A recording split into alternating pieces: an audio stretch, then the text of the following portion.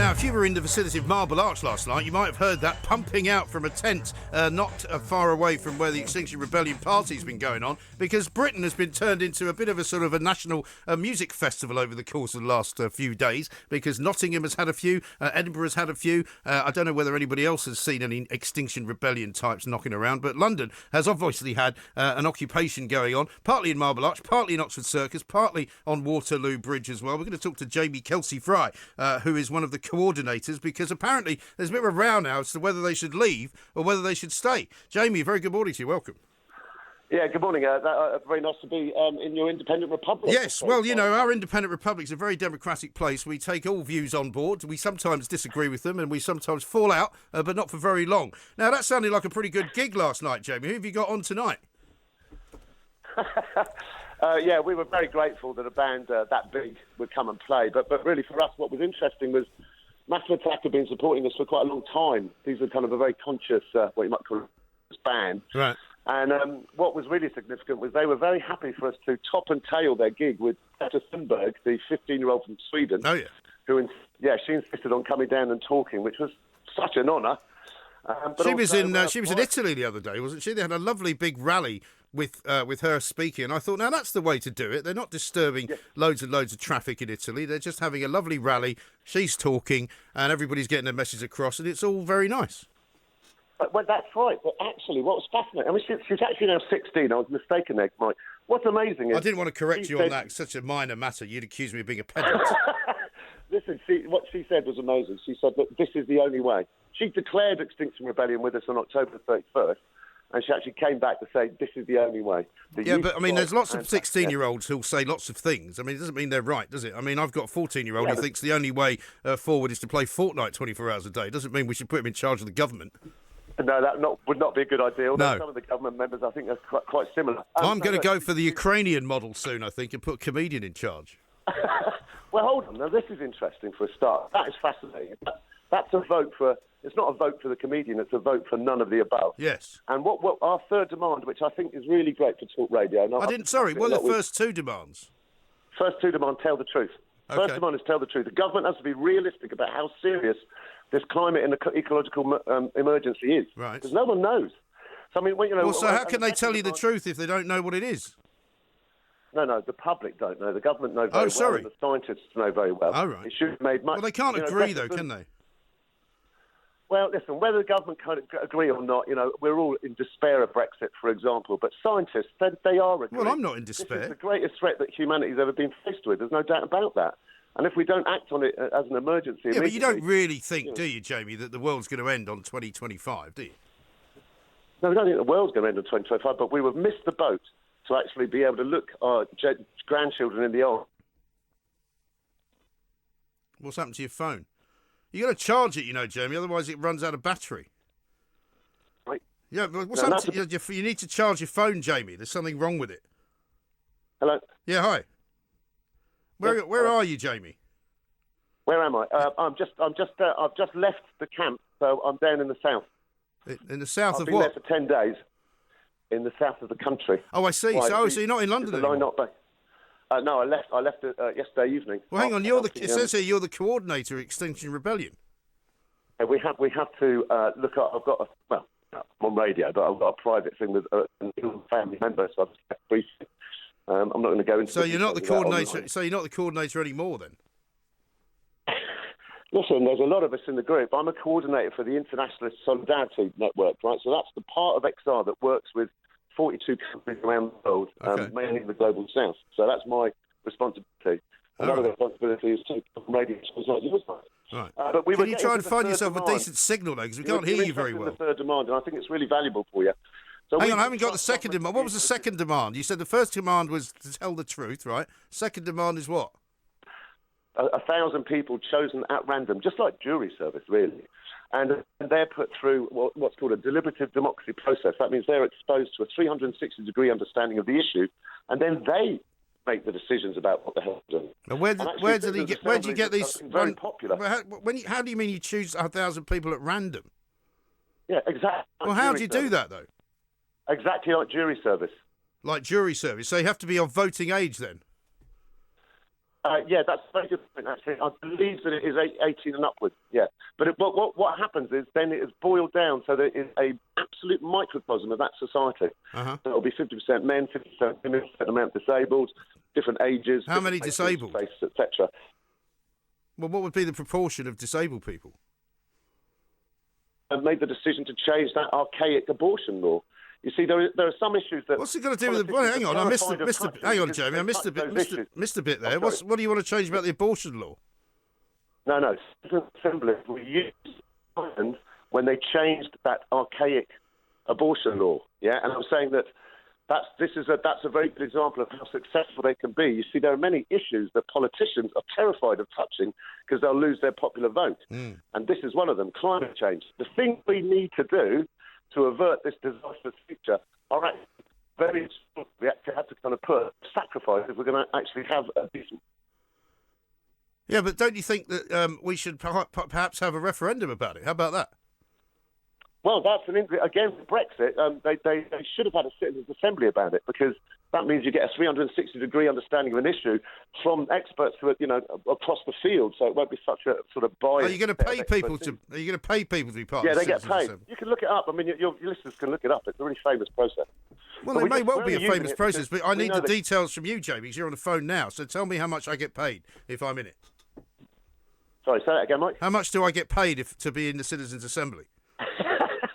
Well, look, I'm sorry, I can't actually give you the job because it has to be chosen at random. But if you should be that lucky and you go for it, yeah. One model I think is twice your ordinary wages. So I get paid twice. So I get paid twice what I would otherwise get on the radio. Yeah, it would be according to your wages. But look, all right, doesn't sound very fair, does it? That's not very fair. So what if you get a billionaire at random? You're going to pay him some massive amount of money. Hold on. I think you've got a flawed system here, Jamie. It's a bit of a red herring. Sorry? I think you've got a bit of a flawed... I don't think you've thought this through at all, Jamie. No, I haven't. I don't have to. Come on, Mike. It's an internationally renowned system for citizens making decisions. It's incredibly well thought through. No, I'm not an expert. Well, the way you're explaining it sounds like a dog's dinner. It sounds like an absolute waste of time. Okay. Well, I do apologise to you and your viewers, listeners, if it's a dog's dinner. Yeah. But it's very easy to find out. No, but you're asking us to... Fry. Yeah, but you're asking... Oh, Stephen Fry, another great expert in these matters. Yeah, no, he's one of the people who has said this is the best way forward. Well, why should we listen to Stephen Fry? He's an actor. And citizens' assembly. Well, yeah, but why should we listen to Stephen Fry, Jamie? His phone's gone again. Quite so easily. Your phone's gone again. It's very difficult to have a conversation with somebody whose phone keeps falling in and out of range. Well, I'm glad you're kind of going through this troubled time with me, Mike. Well, I'm trying my best, Jamie. Normally I would just cut you off, but if I did that, no doubt I'd be accused of doing the wrong thing. So I'm trying to keep you on. We still haven't got to your third demand. Can I make a useful point for you, actually, which is... Good luck. We've just got great research, two sets of research that come through. So for all the kind of listeners who, you're causing more pollution. So the London Air Pollution Association has just proved the fact that we haven't caused more pollution.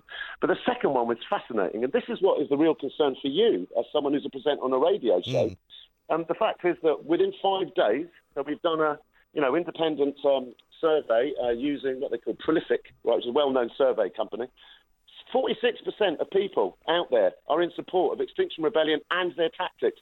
Only 27% oppose it. Right. Here's two others. 52% of people are in favour of Brexit, but that's not happening either. Look, don't you think that's quite extraordinary that all this negative press that's saying, you lose blocking roads, it's not the truth. The truth is that the public are behind us. No, I don't agree. What's even more First of all, I need to see the methodology of the question that was asked. No, the fact is that... I think his phone's extinct. I think your phone's extinct, Jamie. Is it an iPhone? No, it's not an iPhone, actually. It's a phone. I'm sorry about that. 61% of this country think that actually citizens' assemblies are a better way of dealing with the crisis than the UK. Yeah, but it depends who you ask. I don't believe in polls, Jamie. Ask anybody. Sorry, fair dues, because you're a presenter, so you should know the facts. So Dr. Ben Kennard, Brookes University, Oxford, and he used Prolific, the polling organisation that's completely independent. It's very well known. So that's the source of what I'm just telling you.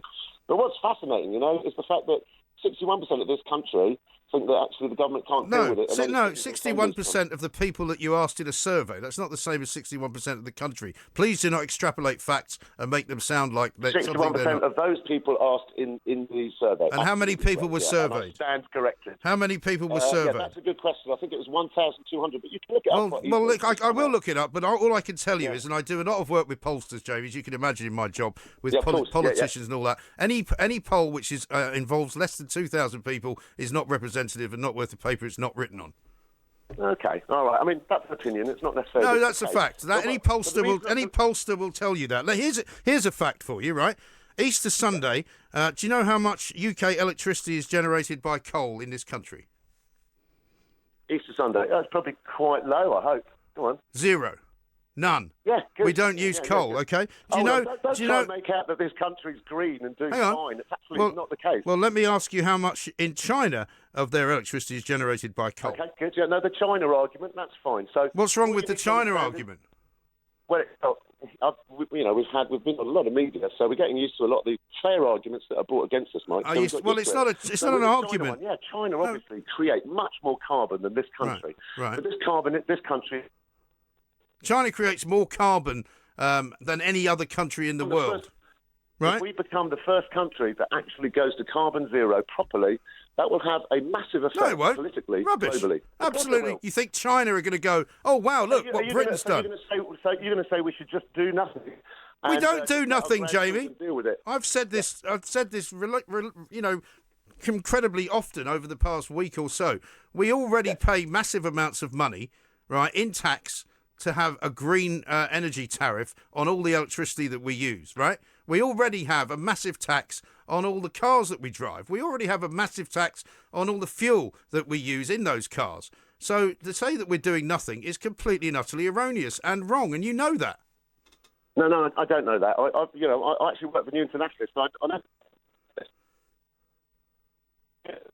Well, I can see that your phone is now becoming a massive problem. So I think we'll just have to stop, Jamie, because if you can't organise yourself to get a phone that works, Extinction Rebellion are not really going to do very well. He is, of course, double-barrelled. He's the coordinator at Extinction Rebellion, but he's not there anymore because he's left London. I wish the rest of them would leave as well. 0344 499 1000. Just to finish off that fact about China, 75% of China's electricity is generated by coal.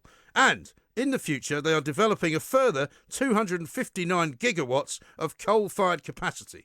Okay, which is equivalent to the total installed coal power capacity in the United States, which is 266. I will repeat, in this country, 0%, 0, nothing, nada. Absolutely nothing at all is generated by coal. So the fact that these bozos tell us we're doing nothing is entirely wrong. Let's go back to the phones, though. Roxy is in Devon. Hello, Roxy. Hiya, Mike. How are you, Roxy? Yeah, very good, thank you. I'm very excited about going to London in a couple of days. You're coming to London? Yes, I'm going to go and support the rebellion. Oh, I thought they were chucking it in. I thought they were all leaving. Well, I think it's paused, but there's still work to be done. Well, I think the government have not responded to the demands, so there's definitely work to be done. Well, the thing is, the demands which we heard from the guy who was on earlier from Extinction Rebellion, Jamie Kelsey-Fry, the first demand is to tell the truth, right?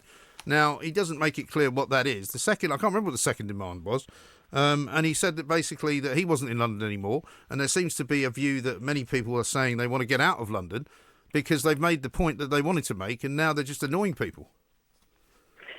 Well, I don't think that the second demand, just so you know, is to act now.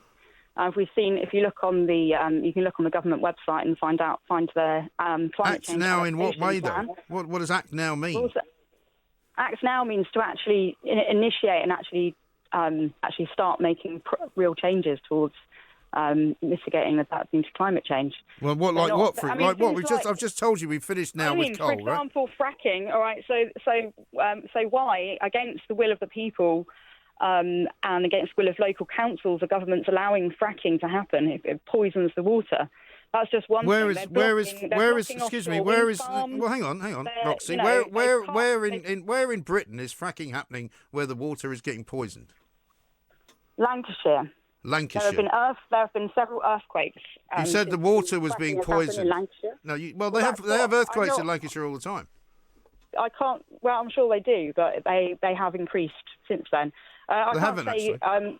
So where's the water been poisoned? Well, no, I'm not. I don't know if there has been water poisoning in that particular place, but I do know that has happened in America and other places where fracking has happened. So when you say your question to me, Roxy, was why does the government allow fracking when water's getting poisoned in this country? And you've now just said that isn't happening. Well, what I'm trying to say is that is something that happens with fracking. I'm not saying that it's definitely happened here because I haven't looked that information up yet. This is typical of what Extinction Rebellion say. They make these scare stories available to everyone. They tell us that there's 150 species a day dying. Do you think that's true? It's more than that. Can you actually name 10 species that have died today? No, I can't. No, I can't. No. I don't remember those particular facts. I can pull up the report for you and send you several reports. I don't want to be sent reports. I just want to have a conversation, Roxy, with somebody who claims to know a lot of things, but in fact doesn't know anything. Well, I do know a lot, but I can't remember, those facts. I'm not the kind of person that can do that kind of thing. So you're able to come to London to spend how long here? I don't know. It's unknown. Do you have a job? Yes, I work for the Permaculture Association, and we support education and research for whole systems thinking. Hey? So not this sort of for whole systems thinking. I don't know what that means. Can you say that in English? Well, yeah. Okay, so you look at the government's response to climate change. They're going on and on about carbon emissions. Well, actually, if you look at... So are they paying you to come to London then, these people you work for? No, not at all. Well, they're giving you how much time off are they giving you? Well, I only work part-time, so... So it's not a proper job then? The rest of the time... Well, it is a proper job, but... Well, how often do you work? Like. Well, I'm sorry, I've got a job. If I said to my boss, I'll tell you what, I'm going to go to Dubai for a while. I'm not sure how long, but, is that okay with you? They would say, actually, no, it's not okay with us. You can't just take as much time off as you want. Yeah. I think you'll find that there are lots and lots of employers across the UK and across the world who are in support of people joining the rebellion. There were people that were in support of stopping the war, stop the war protests a long time ago. We're in an emergency. Funny how that we're all it's all the same people, isn't it? So how are you getting up here? I'll be getting a coach. A coach? Well, doesn't that burn fossil fuel? Public transport. Well, of course it does, but it's it's a small amount. If you're taking a cycle to London, well, cause I have a degenerative illness, and I wouldn't be able to manage that, unfortunately. Oh, okay. Well, I'm sorry to hear that. But it seems to me that you're a little bit hypocritical, Roxy, to say that everybody else should stop travelling places, everybody else should stop using fossil fuels. I don't think I did. Part of the demands of Extinction Rebellion, which you support, is to have zero emissions by 2025, isn't it? Yeah, net zero. How would that work then, exactly?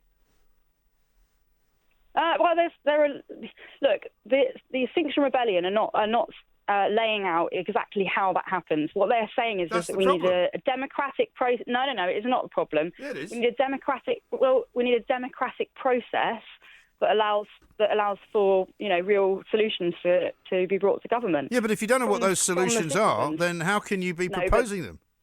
But the experts do. No, they don't. Lots of experts have. There are loads of solutions out there. Look at other countries. We are the biggest coal. We have reduced our emissions by more than any other country in the Western world, haven't we? But that's a lie. No, it's not a lie. I've just read you the coal statistics.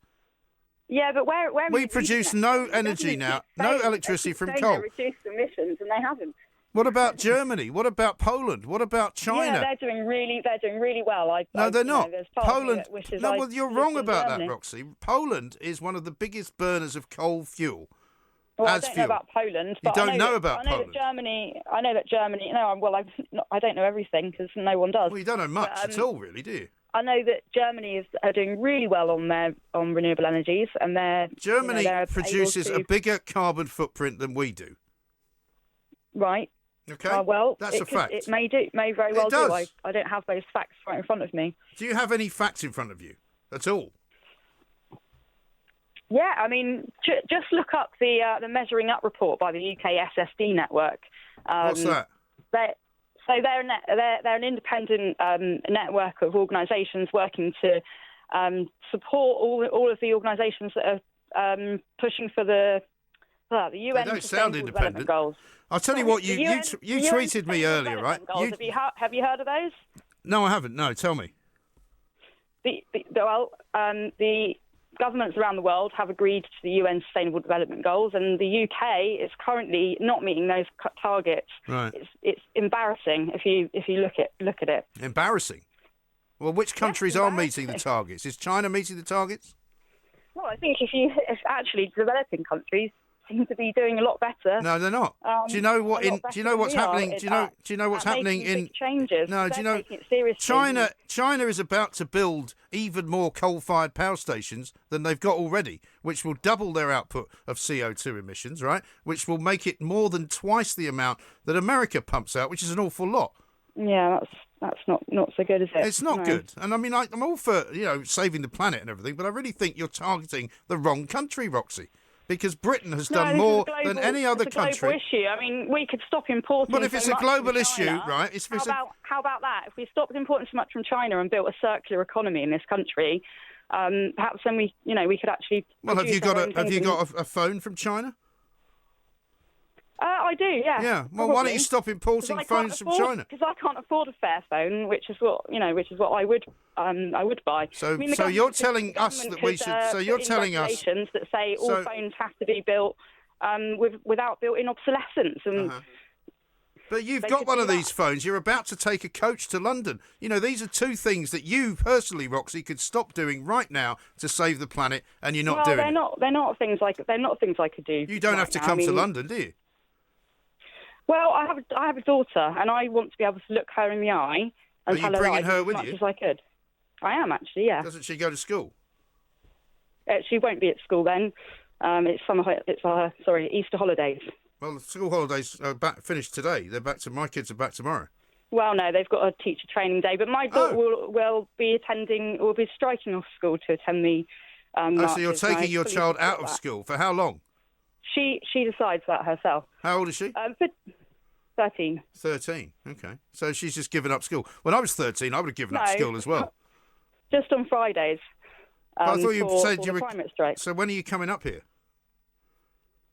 We'll be coming up later on today. Today? Today's Monday. Yeah. Tomorrow's Tuesday. She's not Shouldn't back at she school be back at until school? Wednesday. Well, so you're taking off Wednesday, Thursday, Or Friday? Thursday, I think it is actually. Sorry, Thursday she's back at school. You don't seem to be very sure when school starts She's again. back at school on Thursday. Okay. Yeah. All right. So 2 teacher training days then. Maybe the teachers are all at the march as well. Maybe they are. Yeah. We don't seem to be getting anywhere here, Roxy. I still say to you, you could do your demo in Devon where you live. Why can't you do that?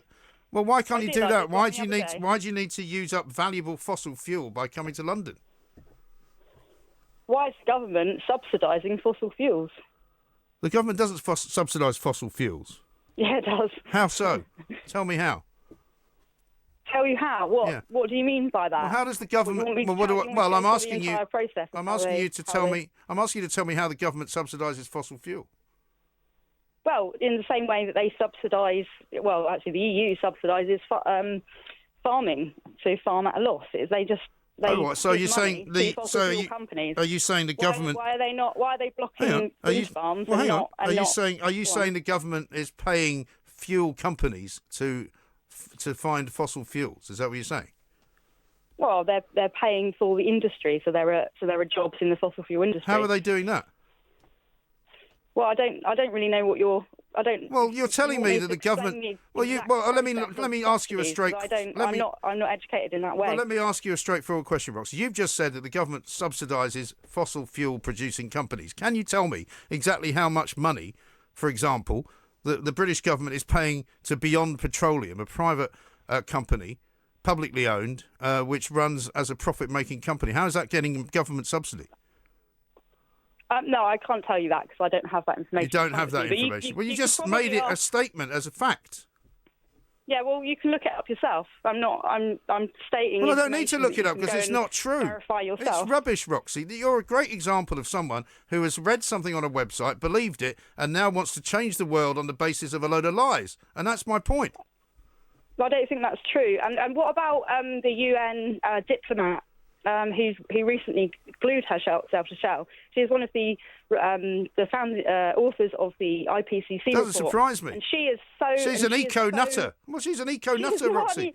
She's not. She's an international lawyer. Right. She believes in So law. what, you think every... Our laws are not protecting us against these corporations that are... Listen, if you're gluing yourself... They don't care about... If you're gluing yourself to a building, in my view, you are not obeying the law and you're acting like an eco-nutter. So it's as simple as that. The fact that you say she's a lawyer means nothing to me. Right, but so do you think that... You think there are not crazy lawyers out there? I've met plenty. Right. But so you're trying to tar everyone that is actually really cares about what's going on. Not really. But you can't deny... as an artist, you can't deny what's actually happening. You can go out there and look for it yourself. Well, what is it that you think is happening exactly? Well, I mean, look at how much of the rainforest is being cut down every single day. What's that got to do with climate change? Well, it has to do with the mass extinction. That's a different argument. No, because the logging companies are cutting down the Amazon forest. That's different. Yeah. Right? The Amazon rainforest. Well, it isn't different because it's because the Extinction Rebellion is about the. I didn't realise it was about the Amazon rainforest. I haven't seen any slogans about that. No, it's about the mass extinction, and I don't know if we all breathe air. We all need to breathe oxygen. That's true. That's the first true thing you've said. We all need to breathe air. You still can't. You can't name me one species that's died today out of more than 150. You can't name me one place where fracking has caused the water to be poisoned. You can't tell me one company that has been subsidised. I know that one's died. The white rhino. There are frogs. Look at Exeter University. Oh, do me a favour, Roxy. Do me a favour. Come on. You do better than a white rhino, surely. You said it was more than 150 a day. Can you give me 10? No, I can't right now because I don't have that information in front of me. But that's actually besides the point. The rebellion is actually asking for a democratic process. No, it's not. The rebellion is asking for a randomly selected collection of bozos to represent the rest of the country. Process. How is it? No, how is appointing people democratic? How about voting for people? That's democratic. Are you trying to say that a jury in the court of law is not a democratic process? You're trying to say that that's not. That doesn't work. A jury is not about judging. No, a jury is not about judging and ruling the political nature of the country. A jury is about one particular criminal case, right? It's about a particular case, and I would say that the case. And I don't want 12 people. Ecocide. Yeah, but you can't. You're talking nonsense, Roxy. You cannot make an example of, say, using 12 people to decide something. Suddenly ratchet it up to 1,000, where they all sit around. Exactly how would the process work? Just show of hands. 999 for this and 1 for that. How would it work? It's a very, very long. It's a long process. Really? If you look at how the abortion laws in Ireland were changed. This is another one of these shibboleths that you keep. Everybody I talk to mentions the same old rubbish, Roxy. Listen, have a lovely time in London. I'm sure your daughter won't miss being at school. I'm sure she'll get a great education from Swampy and his mates up on Waterloo Bridge. But I'm afraid we're going to have to end this conversation because we're running out of time. But I do appreciate you calling in.